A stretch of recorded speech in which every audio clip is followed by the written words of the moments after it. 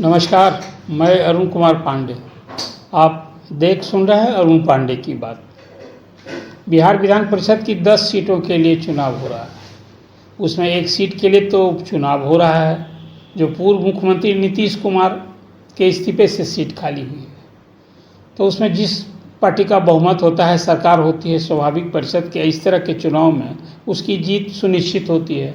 तो नीतीश कुमार के इस्तीफे से खाली हुई सीट के लिए जदयू ने ललन मंडल को ललन प्रसाद के रूप में जानते हैं, उनको उम्मीदवार बनाया। उन्होंने आज नामांकन दाखिल किया, उनका चुनाव जीतना तय हो गया।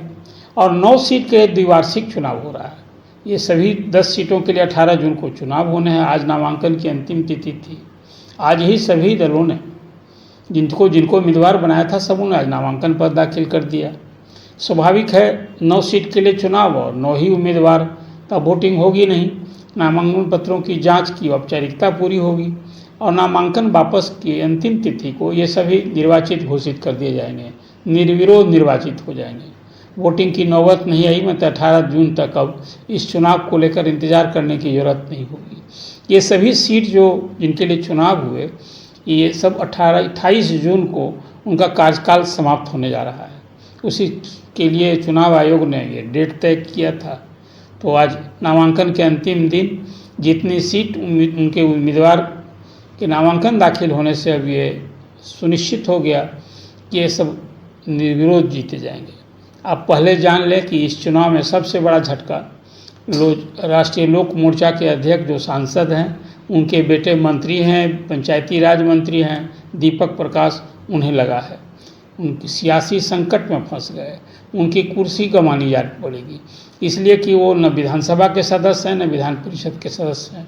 इसी हालत में 2 बार वो मंत्री बनाए गए, भी पंचायती राज मंत्री हैं। नीतीश कुमार की सरकार में भी पहली बार जब वो मंत्री बने थे तब भी नहीं थे विधायक न विधान परिषद से। जीती तो माँ जीती हैं उनकी, स्नेहलता कुशवाहा, लेकिन उपेंद्र कुशवाहा ने अपने बेटे दीपक प्रकाश को मंत्री बनाया। तो संवैधानिक अनिवार्यता थी कि 6 महीने के अंदर उनको मंत्री बनने के बाद किसी न किसी सदन का सदस्य होना है। तो बीजेपी ने जो 4 सीट थी, बीजेपी ने अपने 4 कैंडिडेट उतार दिए। उसी दिन ये तय हो गया कि बीजेपी को एक बड़ा झटका लगा। बीजेपी ने एक बड़ा झटका दिया उपेंद्र कुशवाहा को। और आज नामांकन के अंतिम दिन एक कयास लग रहा था कि कहीं दीपक प्रकाश कोई और जुगाड़ करके कोई खेला होगा क्या, कि महागठबंधन में टूट फूट की कोई उम्मीद है क्या, फिर प्रयास होगा क्या, जैसे राजद को झटका लगा था राज्यसभा के चुनाव में। लेकिन कोई उम्मीद न दिखी।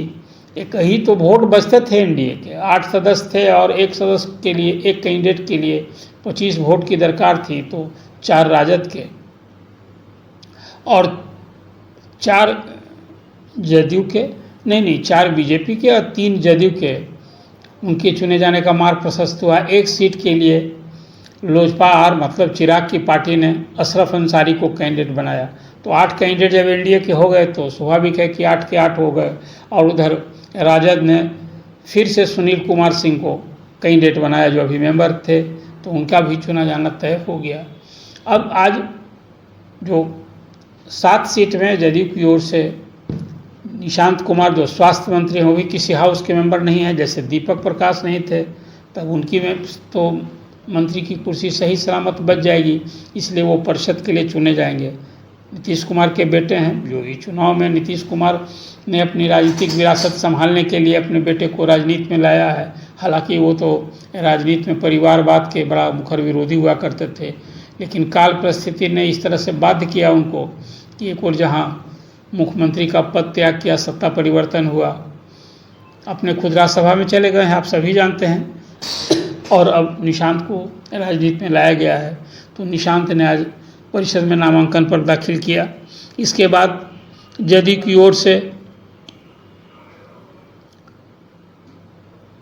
भारती मेहता और शिवरानी देवी प्रजापति ने भी नामांकन दाखिल किया।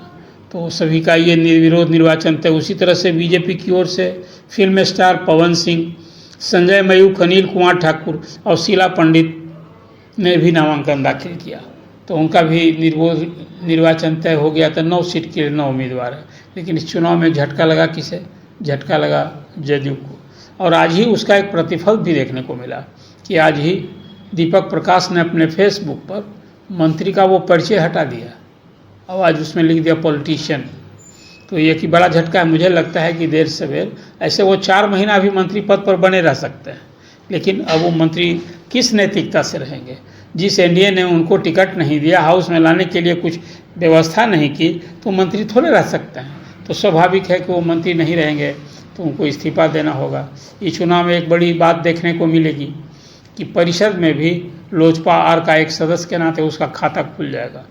और इस चुनाव में कांग्रेस की एक सीट जो समीर कुमार सिंह मेंबर थे, उनका भी कार्यकाल 28 को समाप्त हो रहा है, तो कांग्रेस का कोई प्रतिनिधि आया। राजद को भी एक सीट का नुकसान हुआ, अब वो तो सिर्फ सुनील कुमार सिंह बने हैं। तो एक आज चुनाव को लेकर अपडेट था। और इस चुनाव में जो एक बड़ी बात ये हुई कि जिन सदस्यों के जो 28 जून को कार्यकाल समाप्त हो रहा है, जिनके लिए चुनाव हो रहा है, उसकी भी जानकारी आपको देना मैं समझता हूँ अपेक्षित है। मुख्यमंत्री सम्राट चौधरी भी परिषद के ही सदस्य थे, तो जब विधानसभा से तारापुर से जीत दिए, मुख्यमंत्री बन गए, तो उन्होंने परिषद की सीट खाली की। उनका भी 28 जून को कार्यकाल समाप्त होता। उसी तरह से भगवान कुशवाहा, और वो विधायक चुन लिए गए हैं, तो उनकी सीट खाली थी, तो 2 सीट तो अभी खाली ही थी। बाकी गुलाम गौस का, कुमुद वर्मा का, भीष्म सहनी का, मोहम्मद फारूक का, और फिर ये इन सब का भी कार्यकाल समाप्त हो रहा है। तो ये इन्हीं सीटों के भरने के लिए चुनाव आज मतदान नामांकन हुआ है। और ये मतदान तो वोटिंग होगी नहीं, सभी निर्विरोध चुन लिए जाएंगे। तो ये इससे एक बात स्पष्ट हो गई, उपेंद्र कुशवाहा को लोकसभा चुनाव में जैसे झटका लगा था पवन सिंह के कारण, और आज फिर पवन सिंह को लोक परिषद में ले आई भाजपा। कहते हैं उस समय ये शिकायत थी खासकर लोजपा और उपेंद्र कुशवाहा को कि पवन सिंह को भाजपा के नेताओं ने ही खड़ा करा दिया था, जिससे उनकी हार हुई। आप जानते हैं ना, 29वें स्थान पर चले गए थे काराकाट लोकसभा में। हालांकि बाद में राज्यसभा बीजेपी ने ही उनको भेजा था। तो ये एक झटका है कि अब बेटे को भी वो मंत्री की कुर्सी, ये चर्चा ये मानी जा रही है कि भाजपा चाहती थी कि राष्ट्रीय लोक मोर्चा का उपेंद्र कुशवाहा बीजेपी में विलय कर दें, लेकिन वो तैयार नहीं हुए। और एक बयान भी अभी दिया हुआ पार्टी की बैठक में कि भाई कोई पद के लिए हम पार्टी का अस्तित्व नहीं समाप्त करने जा रहे हैं। ये वही जवाब था जो पार्टी का विलय का दबाव दिया जा रहा था, उसका जवाब था। तो आप आज कहा जा सकता है कि एनडीए में इस चुनाव के साथ अब सब कुछ ठीक ठाक नहीं है। एक द्वंद्व तो हो ही न गया है, खासकर उपेंद्र।